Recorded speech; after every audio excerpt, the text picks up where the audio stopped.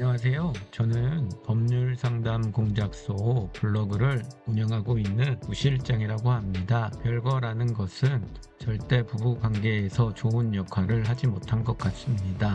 하더라도 짧은 시간만 하고 다시 집으로 돌아와서 같이 지내야지 부부 관계가 유지가 되지, 그렇지 않으면 파탄이 되는 지름길인 것 같습니다. 별거라는 것은 서로가 각자 생활을 하면서 살아가기 때문에 서류상으로만 이혼을 하지 않았을 뿐이지, 이혼을 한 것이나 다름없이 살아가고 그러다 보니 합치기가 어렵습니다.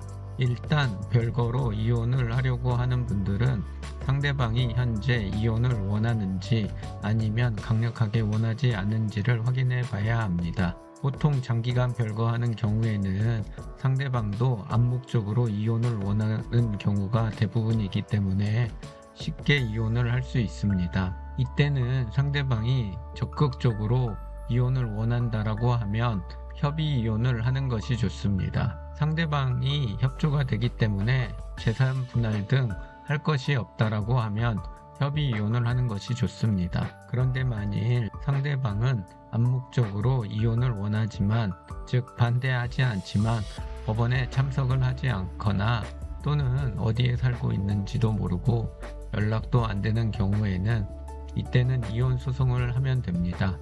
이혼 소송을 하게 되면 상대방이 반대하지 않고 재산 분할 등이 없기 때문에 재판도 없이 끝나거나 또는 한 번의 재판으로 종결되는 경우가 대부분입니다. 즉 시간이 조금 걸릴 뿐이지 이 경우 또한 어렵지 않게 이혼을 할 수가 있습니다. 그런데 만일 별거 기간이 오래되지 않았고 상대방이 강력하게 이혼을 원하지 않는 경우가 있습니다. 이런 경우에는 일단 급할 것이 없다라고 하면 별거 기간을 좀 더 가지고 추후에 이혼 소송을 하는 것이 좋습니다. 별거 기간이 오래되면 오래될수록 이혼될 가능성이 높기 때문에 그렇습니다. 물론 이혼을 원하지 않는 배우자가 유책 배우자라고 하면 바로 소송을 하더라도 이혼이 되기 때문에 하루빨리 이혼 소송을 하는 것이 좋습니다.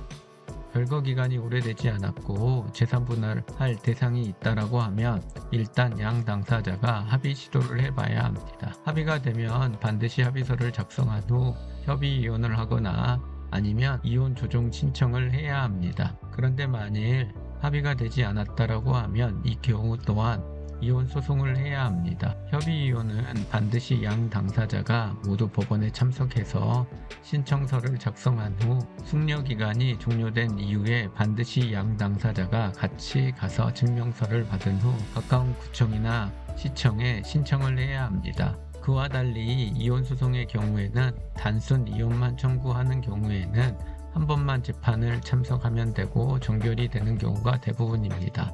그런데 만일 상대방이 이혼을 원하지 않거나 또는 재산 분할을 다퉈야 하는 사건의 경우에는 재판이 최소 2, 3회 이상 진행이 되고 가사조사관 등을 만나는 등 조금 복잡해지게 됩니다. 협의이혼의 경우에는 합의서 작성하는 비용을 말고는 별도의 비용이 발생하지 않지만, 이혼 소송의 경우에는 단순 이혼만 청구하는 경우, 재산 분할 등을 다 청구하는 경우에 따라서 변호사 비용은 차이가 있습니다.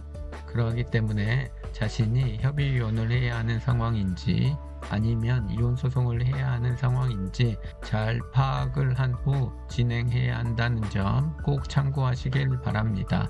오늘은 별거 이혼 방법 및 절차, 비용에 대해서 간략하게 알려드렸습니다. 보다 자세한 것은 법률 상담 공작소 블로그를 확인하시거나 저에게 연락을 주시면 보다 더 자세하게 상담해 드리도록 하겠습니다. 오늘도 저의 영상 시청해 주셔서 고맙습니다. 감사합니다.